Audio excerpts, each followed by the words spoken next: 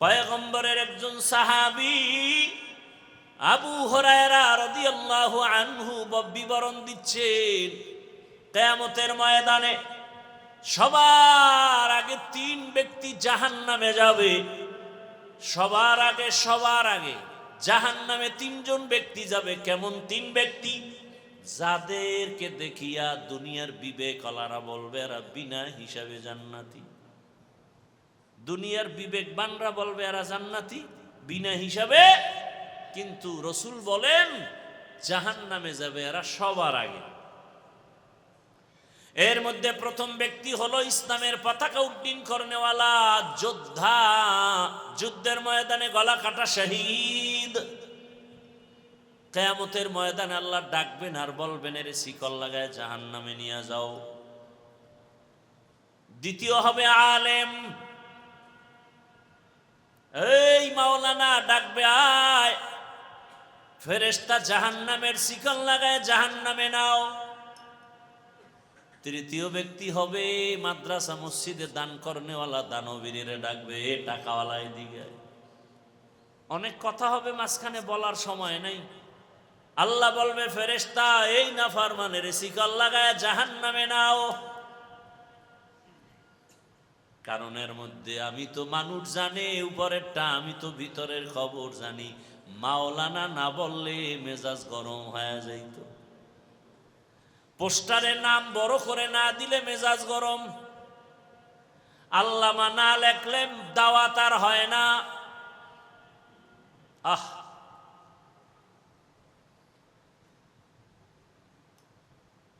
এজন্যই তো আল্লাহ বলেন ইন্না আকরামাকুম ইনদাল্লাহি আতকাকুম, আমার কাছে দামি তারা যারা তাকওয়াওয়ালা। হর কে দারত খৌফে হকদার দিল মদম জান্নাতুল মাওয়া দেহদ ওরা মাকাম। ও দয়ার মালিক, গরিবী হালাতে আমারে বাঁচাইও, গরিবী হালাতে আমারে মরণ দিও, হাসরের ময়দানে গরিবদের সাথে আমারে উঠাইও। ও গরিব, বড় লোকের 500 বছর আগে তুমি জান্নাতের মধ্যে চলে যাইবা। সাধারণ মানুষের কথা টান দিলে বহু আইসা যায়। মক্কার পার্শ্বে রহমতের নবী মাথাওয়ালাদের নিয়ে বয়ান করতেছেন, দিলের তামান্না যদি কালেমা পড়ে তো ইসলামের লাভ। হঠাৎ করে পেছন থেকে এক 3rd ক্লাসের ব্যক্তি, মানে আমগো ভাষায় আল্লাহর কাছে তো মর্যাদা বেশি, নরমাল এক ব্যক্তি, অন্ধ সাহাবী আব্দুল্লাহ ইবনে উম্মে মাকতুম আসছেন পিছন থেকে, হালকা আওয়াজে সালাম দিছেন। নবী তো ব্যস্ত, তাকায়া হালকা জবাব দিয়ে আবার এদিকে ফিরছেন। আব্দুল্লাহ ইবনে উম্মে মাকতুমে কোনায় গিয়া চুপচাপ বয়া রইছে। নবীর ডিস্টার্ব হবে, বেয়াদবি হবে, চুপ। আল্লাহর কাছে ভালো লাগে নাই। আল্লাহ কয় জিবরাইল যাও, আমার কাছে মাথাওয়ালার মূল্য নাই, কাবেলিয়াতের দাম নাই, কবুলিয়াতের আমার কাছে বড় দাম। আল্লাহ কয় জিবরাইল যাও, রসুলের আমার বাণী শুনায় দাও, আবাসা ওয়া তাওয়াল্লা আন জাআহুল আ'মা। ওই মাথাওয়ালার দাম নাই, নবীরে তাড়াতাড়ি বলো ওই অন্ধের দিকে ফিরা তাকাইতে, নজর দিতে। জিবরাইল আসার পরে রহমতের নবী সব বাদ দিয়ে ওদিকে ফিরলেন। এবার অন্ধরে এত মহাব্বতের নজরে নবী তাকাইছেন, যতদিন বেঁচে ছিল রসুল নিজের চাদর বিছায়া তাকে বসাইতেন। এটা কাবেলিয়াতের বাহাদুরি না, কবুলিয়াতের বাহাদুরি। মকবুল হে সাজ হে কাবিল তু বহুত হে, मकबूल है शाज है काबिल तू बहुत है, आए ना के मानिंदे तू नहीं दिल तू बहुत है, आए ना के मानिंदे तू नहीं दिल तू बहुत है। এজন্য গত জুমায় বলছিলাম সব মাথাওয়ালারা বইছে তো বড় বড় ঢাকার শহরে, কইছিলাম শিক্ষাগত যোগ্যতার কোনো দাম নাই, অভিজ্ঞতার দাম বেশি। ড্রাইভারি করে অভিজ্ঞতা আছে, কিন্তু লেখাপড়ার সার্টিফিকেট নাই, যোগ্যতা নাই, কলম ভাঙ্গে দস্তখত দিতে পারে না। কিন্তু গাড়ির মালিক তো জগৎ বিখ্যাত, ডক্টরের ডিগ্রিওয়ালা, যোগ্যতার অভাব নাই, ইঞ্জিনিয়ার, ডক্টর, প্রফেসর, আরো কত কিছু। সিটের মধ্যে বসে আছে, রাস্তার মাঝখানে হাই রোডে গিয়া গাড়ি বন্ধ হয়ে গেছে। মূর্খ ড্রাইভার কয়, স্যার গাড়ি বন্ধ, স্টার্ট উঠে না, কি করি? যোগ্য ব্যক্তি বলতেছে, আরে কি করা যায়, চেষ্টা করো না স্যার, আপনি না ইঞ্জিনিয়ার? হা হা, তাড়াতাড়ি ইঞ্জিনটা একটু দেখেন। না না, এই বিষয়ে আমি অভিজ্ঞতা নেই। তাহলে কি করা? একটা পথ আছে, 1 কিলোমিটার পরেই একটা হসপিটাল আছে, গাড়ি ঠিক করার গ্যারেজ। আপনি ড্রাইভিং সিটে বসেন, এবার এটার ধরে রাখবেন স্টার্টিং, আমি পিছন থেকে ধাক্কায় 1 কিলোমিটার নিয়ে যাই। সম্ভব না, শেষে রাস্তা তুই আর নিচে পড়মু, নাইলে ওদিক দিয়ে গাড়ি এলে আগে আমি মরমু, তুই তো দৌড় দিবি, দরকার নাই, তুই সামনে এব, মরলে তুই আগে মর, তোর মাইয়া বলো আমি দেখব, আমি ঠেলি। এবার মূর্খ ড্রাইভারের বসাইয়া যোগ্যতাওয়ালা পিছন দিয়ে ধাক্কাইতেছে গাড়ি। এই যোগ্যতা দিয়ে কি হইল? এর সে তো এই ড্রাইভারের দাম অনেক বেশি। কয়, স্যার হসপিটালে যে ডাক্তারেরা বইয়ে ইঞ্জিনটা দেখবে, ওরা আমার চেয়েও কাঠমূর্খ, কিন্তু অভিজ্ঞতায় আপনার থেকে অনেক উপরে। কোন যোগ্যতার দাম নাই, অভিজ্ঞতার অনেক দাম। এই জন্য চাকরিতে নিলে লেখে আপনি এই পাশ সেই পাশ, এর লগে আগে কি লাগবে? অভিজ্ঞতা লাগবে। কাবিলিয়তের দাম নাই, কবুলিয়তের দাম। আরে সার্টিফিকেট নিয়ে ঘুরতেছে, চাকরি নাই, সুদের টাকা দেয়, ঘুষ দিবে, হয় না। কিন্তু যারা দস্তখত দিতে পারে না, তারাও খাইয়া লইয়া কোন রকম চলতেছে, কোনো টেনশন নাই। কবুলিয়ত বড় দামি এক সম্পদ। কাবিলিয়তের দাম নাই, কবুলিয়তের দাম। আর কাবিলিয়ত, কবুলিয়ত, কাবিলিয়ত লাগে দুনিয়ার জন্য, কবুলিয়ত লাগে আল্লাহর জন্য। দুনিয়াওয়ালারা যোগ্যতা যাচাই করে চেয়ার দেয়, আর আমার রব চেয়ারে বসাইয়া যোগ্যতা দেয়। এই ব্যবধান। কাবিলিয়ত দাদিউরা শর্ত নিজ, বলকে শর্ত কাবিলিয়ত দাদিউস। কি কথা বলতেছিলাম মনে আছে তো? মক্কার মানুষ কেন এত খারাপ,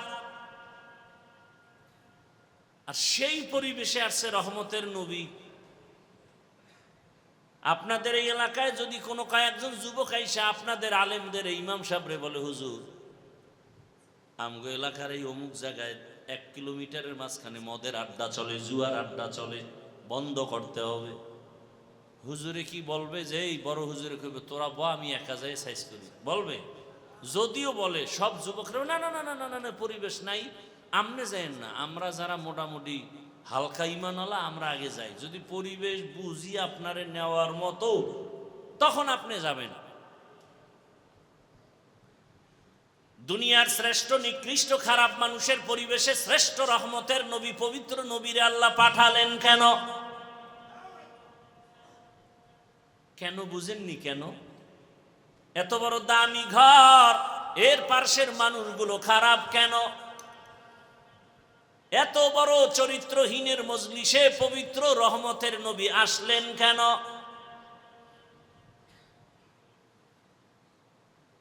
আসা মাত্রই পরিবর্তন, জুলুম বন্ধ হয়ে গেল।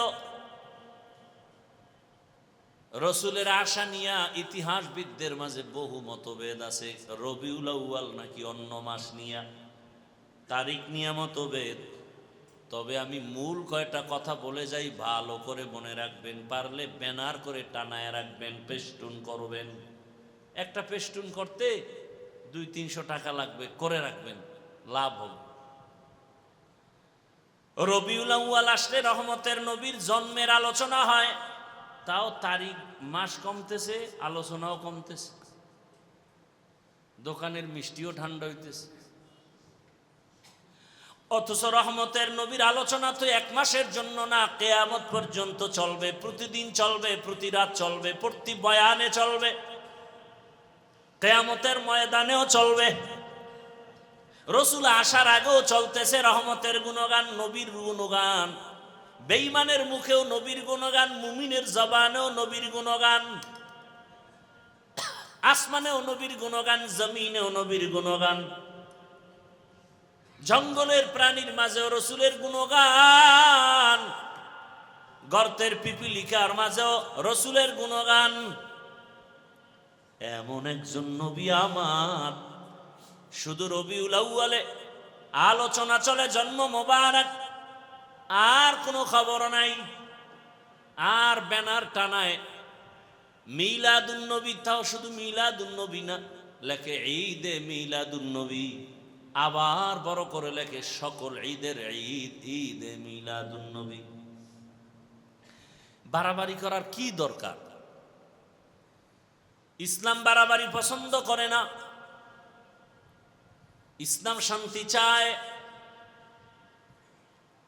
এগুলো নিয়ে আমি বলতে চাই না, বিতর্ক বাড়াতে চাই না, কারণ এতে হেদায়াত কম। কারণ এই বাংলাদেশে যত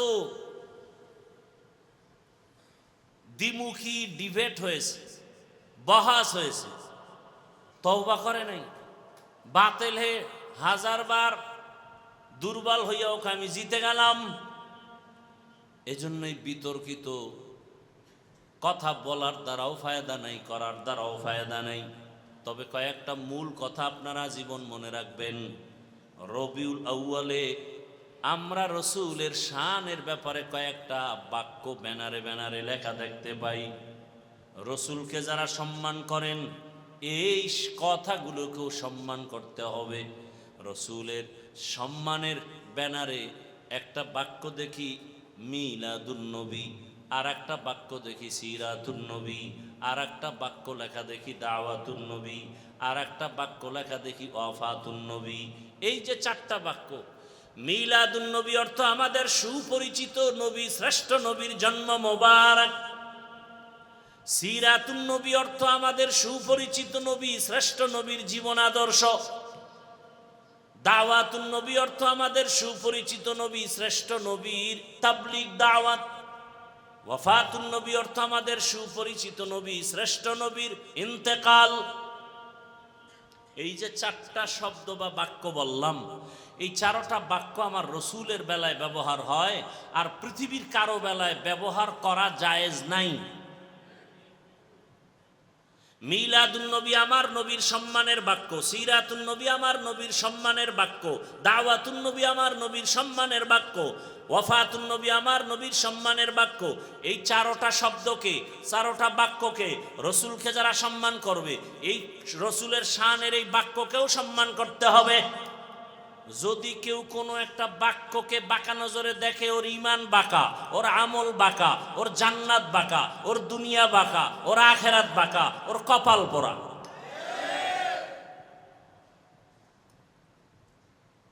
ভক্ত হও, অন্ধ হইও না, এটা ইসলামে নিষেধ। ভক্ত হও, অন্ধ ভক্ত হইও না। আমি আমার পীরের ভক্ত কতক্ষণ, পীর আমার রসুলের আদর্শ মতো চলবে যতক্ষণ।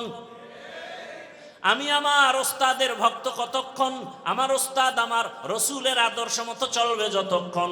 আমি আমার ইমামের ভক্ত থাকবো কতক্ষণ, আমার ইমাম আমার রসুলের আদর্শ মেনে চলবে যতক্ষণ। সহজ কথা। এবার আসেন, রবিউল আউয়ালে শুধু মিলাদের আলোচনা হয় কেন? রবিউল আউয়ালে তো আরো বড় বরকত আমরা পেয়েছি, এই আলোচনা নাই কেন? জানি না। ভালো করে মনে রাখেন, সংক্ষেপে বলে গেলাম। রবিউল আউয়ালে গোটা জাতি চারটা নিয়ামত পেয়েছে। কয়টা? এক নম্বরে বেলাদাতুন নবী, দুই হাদিয়া রবিউল আউয়ালে রিসালাতুন নবী, রবিউল আউয়ালের 3 নম্বর হাদিয়া হিজরাতুন নবী, রবিউল আউয়ালের 4 নম্বর হাদিয়া ওয়াফাতুন নবী, কয়টা হইল? 4টা হাদিয়া রবিউল আউয়ালে। ভেলাদাতুন নবী, রেসালাতুন নবী, হিজরাতুন নবী, ওয়াফাতুন নবী। এই 4টা থেকে আবার 4টা আমরা হাদিয়া পেয়েছি, আরো 4টা। ভেলাদাতুন নবী থেকে হাদিয়া পেয়েছি আজাদিয়াত। রেসালাতুন নবীর হাদিয়া হলো শরিয়াত। হিজরাতুন নবীর হাদিয়া হলো নুসরাত। ওয়াফাতুন নবীর হাদিয়া হলো নিজামে খেলাফত। এই 4টা হাদিয়া আলোচনা করব না ওদিকে। শুধু মিলাদ নিয়ে আলোচনা কেন? রেসালাতের আলোচনা কই? হিজরতের আলোচনা কই? ওয়াফাতের আলোচনা কই? এখান থেকে আমরা কি পাই? সারা জীবন আলোচনা করলে শেষ হবে। অন্ধভক্ত হওয়ার কারণে আমাদের মাঝে এই দূরত্ব। যারা একজনকে মাথার মুকুট মনে করে, অন্যজনকে বাতেল মনে করে, যদি হিংসার কারণে হয়, নফসানিয়তের কারণে হয়, তো কবিরা গুনাহ হবে। রহমতের নবী কি নিয়ে আসছেন? উত্তম আদর্শ। মক্কার নগরীতে নবী আসা মাত্রই পরিবর্তন শুরু হয়ে গেল। নবী আসছেন, এখন জুলুম চলবে না। আবু লাহাব তার দাসীকে মুক্ত করে দিল, স্বাধীন, আজাদিয়াত, মুক্ত স্বাধীনতা শুরু হয়ে গেল, জুলুম বন্ধ হয়ে গেল। নবী আসার আগে মক্কা নগরীর মধ্যে চলতেছে, কন্যা পছন্দ করে না, বিধবা নারী পছন্দ করে না। যেই বাবার ঘরে কন্যা আসে, বাবা নিজে গলা টিপে মেরে ফেলে, লজ্জায় বাজারে যায় না। নারীদের পছন্দ করে না আরবের মানুষ, বিধবাদের পছন্দ করে না আরবের ওই নষ্ট চরিত্রহীনেরা। রহমতের নবী আসছেন, এখন তো এই জুলুম চলতে দেয়া যায় না। এখন তো নবী যখন আসছেন তখন তো অন্য অন্য মায়ের গর্ভেও বাচ্চা ছিল না? ছিল। মেয়ে আসলেই তো বাবায় মেরে ফেলবে। রসুল আসছেন আর কন্যা হত্যা হবে, এটা ইতিহাসের কলঙ্কের দাগ পড়ে যাবে। আল্লাহ কুদরতি ভাবে সব মায়ের বাচ্চাগুলো গর্ভের মধ্যে ছেলে বানায় দিয়েছে। কাদেরে কুদরতু দারি বরকামাল, আন্তা রব্বি আন্তা হাসবি জুল জালাল, তুহি কাদের জলিলুল্লাহ জাহাদার, বহর হালে তুহি মেরা নিগাহদার। কন্যা হত্যা বন্ধ হয়ে গেল। বিধবা নারী সমাজের বোঝা। রহমতের নবী কেমন এক আদর্শের নবী! আমার সব নবী রাসূলদের মধ্যে আমার নবী আলাদা। আল্লাহ যেমন এক, মাখলুকাতের মধ্যে আমার রসুল তেমন এক। আল্লাহ খালেক হিসাবে এক, যার তুলনা নাই। আমার রসুল মাখলুকাতের মধ্যে এক, এমন দামি যার কোনো তুলনা নাই। আল্লাহ খালেক এমন দামি, যার জীবনে মিথ্যা নাই। মাখলুকাতের মধ্যে রসুল এমন দামি, যার জীবনে কোনো মিথ্যা নাই। আছে? আমার আল্লাহ খালেক হিসাবে এতটাই শ্রেষ্ঠ, যার জীবনে গালাগালি নাই। আমার আল্লাহর গালি নাই। মাখলুকাতের মধ্যে আমার রসুল এমন দামি, যার জীবনে একটা গালি নেই। কেমন আমার নবী! আল্লাহ তো তার স্পেশাল করে বানাইছেন। তার মেধাটাও তো সারা দুনিয়ার থেকে আলাদা। সেই নবীর 25 বছরের যৌবন শক্তিটা কেমন! সেই সময় আল্লাহ পাকের আইন হয়ে গেল, রসুলের ভরা যৌবন 25 বছরে বিবাহের পা রাখলেন। 2 জন স্বামী বিদায়ের পরে তৃতীয় রহমতের নবী এমন একজন বিধবা নারী, একাধিক সন্তানের মা হয়েছে আগেই। নাম কি? খাদিজাতুল কুবরা রাদিয়াল্লাহু আনহা। বয়স কত? রসুলের 25, শ্রেষ্ঠ নবী, ভরা যৌবন, বিবাহ করলেন, বিধবা, দুই স্বামী চলে গেছে, একাধিক সন্তান হয়েছে, বয়সও 40। রসুল আল্লাহর ইশারায় বিধবা এই খাদিজাতুল কোবরাকে বিবাহ করে আরবের চরিত্রহীনদের কালিমা লিপন করে দিলেন। ইসলাম নারীর মর্যাদা দিতে পারে, আর কেউ পারে না। দুনিয়ার সব ধর্মে নারীর উপরে করেছে জুলুম, ইসলাম দিয়েছে নারীর অধিকার, আর কেউ দেয় নাই। আর আমগো দেশে মিছিল লয়ে নামে আম্মা জানেরা অধিকার আদায়ের জন্য, ইসলাম অধিকার দেয় নাই। আর এর সাথে আবার সাপোর্ট দেয় দেশের কিছু লম্পটেরা, চরিত্রহীনেরা।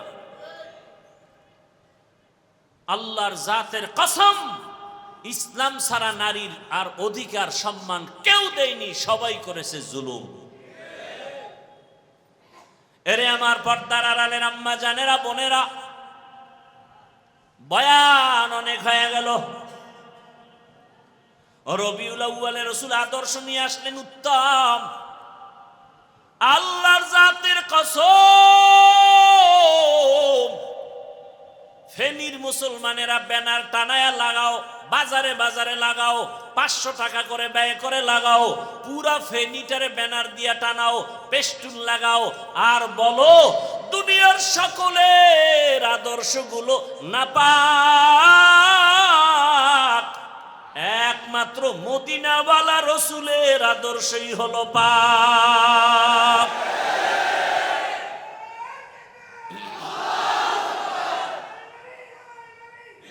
ভাইরা আমার, ভাই ভাই সময় কম। এরে নবীর উম্মত, কি থাকবে ব্যানারে? এই 500 টাকা খরচ করে 3-4টে ব্যানার করে টানাবা। ব্যানারে কি থাকবে? দুনিয়ার সকলের আদর্শ নাপাক, একমাত্র মদিনাওয়ালা রসুলের আদর্শই পাক। এই কথার সাথে আরো কথা মনে রাখো, আল্লাহর কসম একবার, আল্লাহর কসম 2 বার, আল্লাহর কসম 3 বার, 1000 বার, কোটি বার, যতক্ষণ পর্যন্ত রসুলের আদর্শ জমিনে কায়েম না হবে ততদিন পর্যন্ত জমিনের মানুষ শান্তি পাবে না, পাবে না, পাবে না।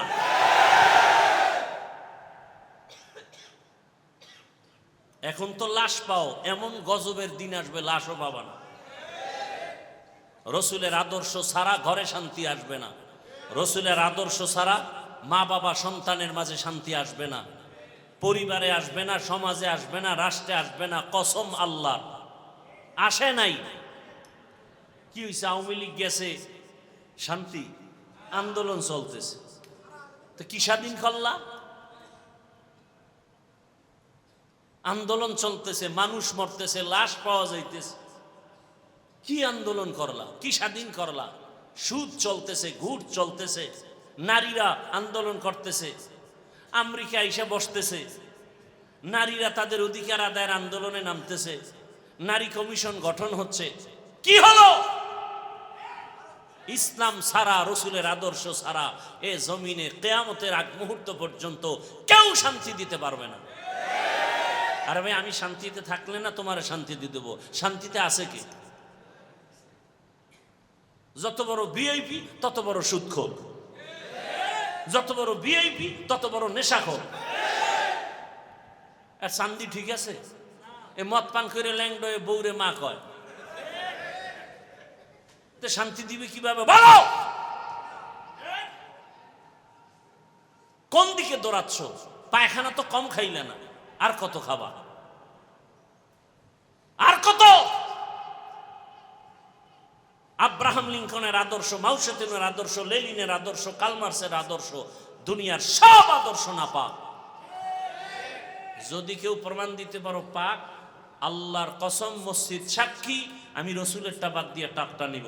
একজনে দলিল প্রমাণ দিয়ে আমাকে বুঝাও যে হুজুর, হাফিজ ভাই, নবীজির আদর্শ থেকে জিয়াউর রহমান সাহেবের আদর্শ আরো ভালো, নবীজির আদর্শ থেকে শেখ মুজিবুর রহমান সাহেবের আদর্শ আরো ভালো।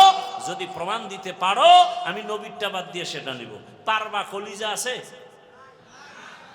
না পারলে ব্যানার বানাও, লেখো দুনিয়ার সবার আদর্শ না পাক, রসুলের আদর্শ পাক।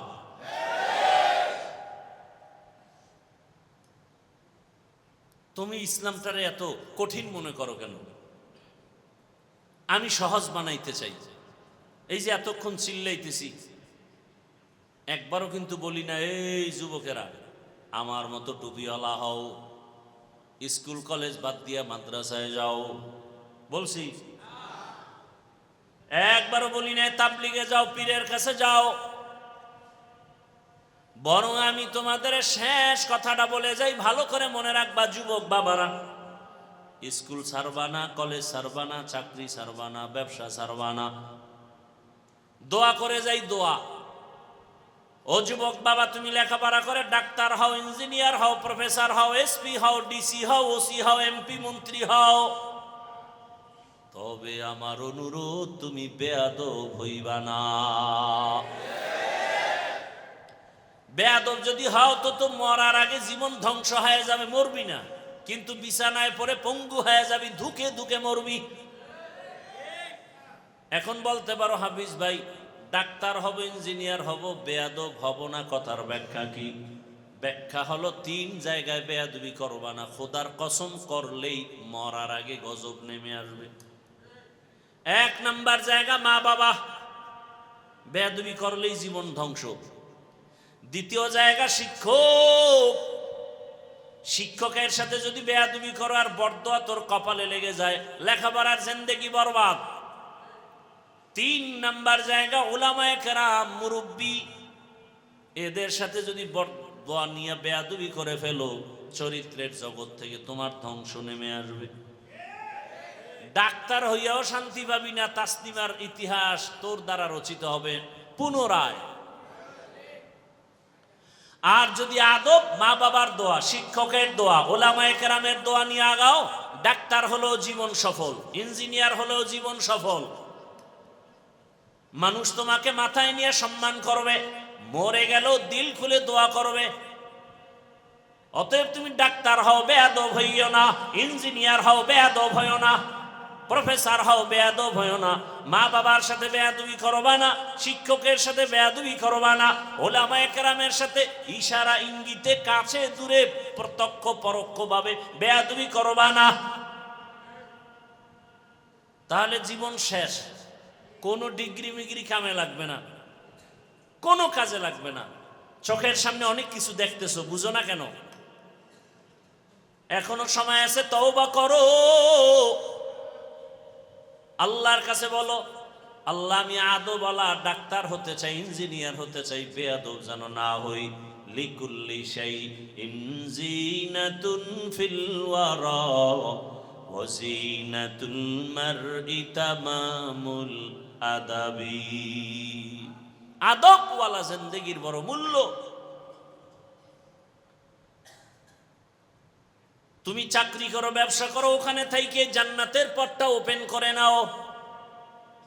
অনেকে চিন্তায় পড়েছে, ও যুবক বাবারা, এগুলো কেমনে সম্ভব?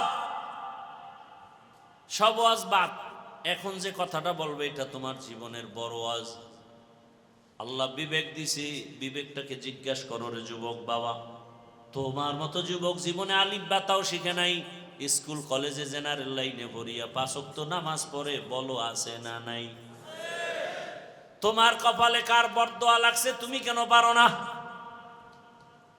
তোমার মতো যুবক জেনারেল লাইনে পড়ুয়া, র্যাব, আর্মি, পুলিশ, বিডিআরের চাকরি করে, 5 ওয়াক্ত নামাজি নাই, তুমি কেন পারো না? তোমার কপালে কার বরদোয়া লাগছে বলো?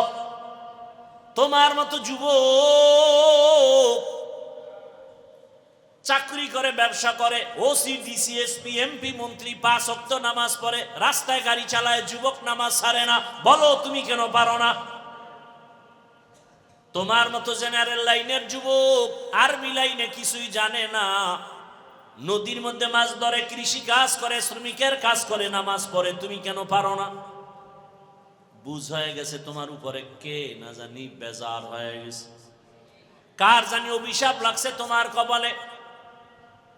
ঢাকা কলেজে গিয়ে দেখো, তোমার মতো ছেলে ক্লাস করে, মাথায় পাগড়ি লাগানো। মিথ্যা বলতেছি? যাও দেখো, কোনো ওয়াজের দরকার নেই, কথাটা বিবেকরে জিজ্ঞাসা করো যে ওরা পারলে আমি পারি না কেন? আমি তো হুজুর হইতে বলি নাই। তোমার বিবেক যদি তোমাকে ধাওয়া করে ওই লাইনে তুমি চলে যাও। ও পর্দার আড়ালের আম্মা জানেরা, আপনার মতো কত মা এই এলাকায় এখনো আছে, নামাজ ছাড়ে না, বেপর্দায় চলে না, মোবাইলে সময় নষ্ট করে না, স্বামীর মাল খেয়ানত করে না। আরে আম্মা জানেরা, আপনার মতো এমন মা এলাকায় আছে, আপনি কেন পারেন না? কয়দিন মনের চাহিদা পূরণ করে গুনাহ করবেন? পারছেন কি স্বামীর দোয়া নিতে? পারলেন কি একটা ভালো সন্তানের মা হইতে? মইরা গেলে তো এলাকার সব মহিলারা হাতে তালি দিয়ে বলবে একটা বিপদ গেছে, কারণ আপনার চরিত্র খারাপ, ব্যবহার খারাপ, স্বামীর সাথেও ব্যবহার ভালো না, সন্তানের কাছেও ভালো না। এরে আম্মা জান, আমি আবারও বলে গেলাম, আল্লাহর কাছে মনে মনে তওবা করেন, নিজেও স্বামীর মাল খেয়ানত করবেন না, মোবাইলে সময় নষ্ট করবেন না, নামাজ ছাড়বেন না, সন্তানটাকে ডাক্তার ইঞ্জিনিয়ার বানাবেন, আদর্শওয়ালা, বেয়াদব যেন না হয়। এমন একটা জীবন যদি নিয়ে কবরে যেতে পারেন, সন্তানের দোয়ার কারণে আপনিও দোয়া পাবেন। সন্তান ডাক্তার হইয়া কোরআন তেলাওয়াত করবে, দোয়া করবে, নামাজও পড়বে। এখনো সময় আছে, তওবা করেন। আর বেপরদায় চলবেন না, স্বামীর মাল খেয়ানত করবেন না। প্রত্যেকটা মা যদি চিন্তা করে স্বামী মরে গেলে স্বামীর সম্পদ আমার, তাহলে ওই মা কোনোদিন স্বামীর মাল নষ্ট করত না।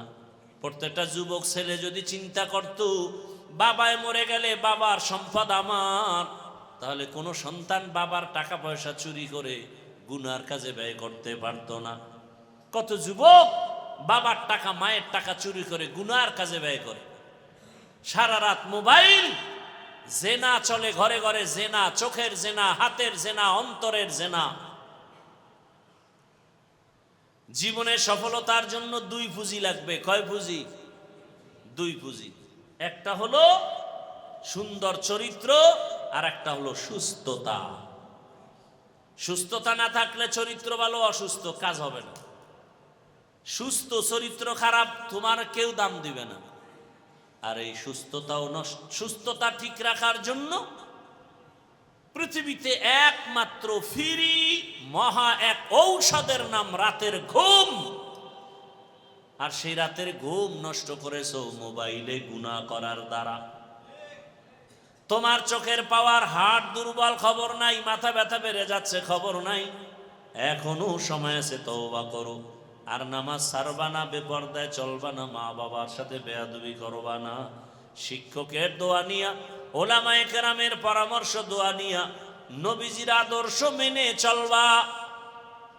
নিয়ত যদি খাঁটি ভাবে তওবা করতে পারো, আল্লাহ জীবনের সব গুনাহ মাফ করে দিবেন। জীবনে তো মনের আশা ফুরাইয়া গুনাহ কম করলা না। কত মনে চাইছে গান শুনবা, শুনছো, দাড়ি কাটবা, কেটেছো, নামাজ ছাড়বা, ছেড়ে দিয়েছো, সারা রাত মোবাইল চালাইবা, চালাইছো, মা বাধা দিছে, মাকে গালি দিয়েছো, বাবা বাধা দিছে, বাবাকে গালি দিয়েছো। মোবাইলকে কেন্দ্র করে কত সন্তানেরা মাকে কষ্ট দিয়া কাঁদাইছো। মোবাইলকে কেন্দ্র করে কত সন্তান বাবারে কাঁদাইছো। কত ছাত্র মোবাইলের আপন বানাইয়া শিক্ষকের সাথে বেয়াদবি করেছো রে বাবা। এখনো সময় আছে, তওবা করে নাও। কোন দিন মরণ হবে জানা নাই। কয়েকদিন আগে ফেনীর পার্শ্বে তোমাদের নোয়াখালী, বিদেশ থেকে টাকার বস্তা নিয়া গাড়িতে উঠা হিসাব বাড়ি যাওয়ার আগে গাড়ি পানির মধ্যে পড়ে গেছে। বাচ্চাও মরে গেল, বিবিরেও হারাইলো, বান্দা বসে বসে কান্নাই করলো। এমন একটা দিন নাই গাড়ির নিচে যুবকের লাশ নাই। এমন একটা দিন নাই পানির মধ্যে লাশ দেখি না। এমন একটা দিন নাই ঘুমের বিছানায় লাশ পাওয়া যায় না। আর যত মরণের খবর শুনি বেশিরভাগ যুবক। কয়দিন আর যৌবনের বাহাদুরি করবারে বাবা। আল্লাহর কাছে তওবা করো। জীবনে তো গুনাহ কম করো নাই, এখনো কি ফিরবা না? আল্লাহর কাছে কি ধরা দিবা না? কবরের বিছানায় কি যাবা না? এখনো কি তওবা করবা না রে যুবক বাবা? নিজের দিকে তাকাইয়া দেখো, এই প্যান্ডেলে এমন একজন আল্লাহর বান্দা বুকে হাত রাখিয়া বলতে পারবে কিনা আমার সন্দেহ। একজন বান্দা বলতে পারবে কিনা যে হাফিজ ভাই আমি চরিত্র ভালো, আমার মোবাইলের কারণে চোখ না পাক, জিহ্বা না পাক, অন্তর না পাক, মোবাইলের কারণে চরিত্র দুর্বল। আরে আমি মাওলানা, হ্যাঁ মাওলানা হতে পারি কিন্তু মানুষ হতে পারি নাই। আমি মসজিদের ইমাম হতে পেরেছি, মানুষ হতে পারি নাই। মানুষ যদি জানতো আমি সারা রাত মোবাইল চালাই, আমার বয়ান কেউ শুনতে আসতো না রে বাবা। মানুষ যদি জানতো ইমাম সাহেব হুজুর মোবাইল চালায় সারা রাত, মুসল্লিরা আমার পেছনে নামাজ পড়তো না, দোয়ার জন্য আসতো না। কতটা ভক্তি নিয়ে কত বুড়ারা পানি পরা নেয়, হুজুর একটু পানিতে দম করে, আমার ঘরে অসুস্থ রোগী আপনার দমে সুস্থ হয়ে যাবে, কতটা মোহাব্বত করে। কিন্তু আল্লাহ জানে ও হাফিজুর রহমান, মানুষ তোরে এত সম্মান করে, এই সম্মান তুই টাকা দিয়ে কামাই করতে পারো নাই। আমি তোরে এত সম্মানের চেয়ার দান করেছি, তোর মা বাবার পেছনে দোয়া, তোর শিক্ষকের দোয়া আছে, তোর পেছনে আলেম ওলামার দোয়া আছে। বল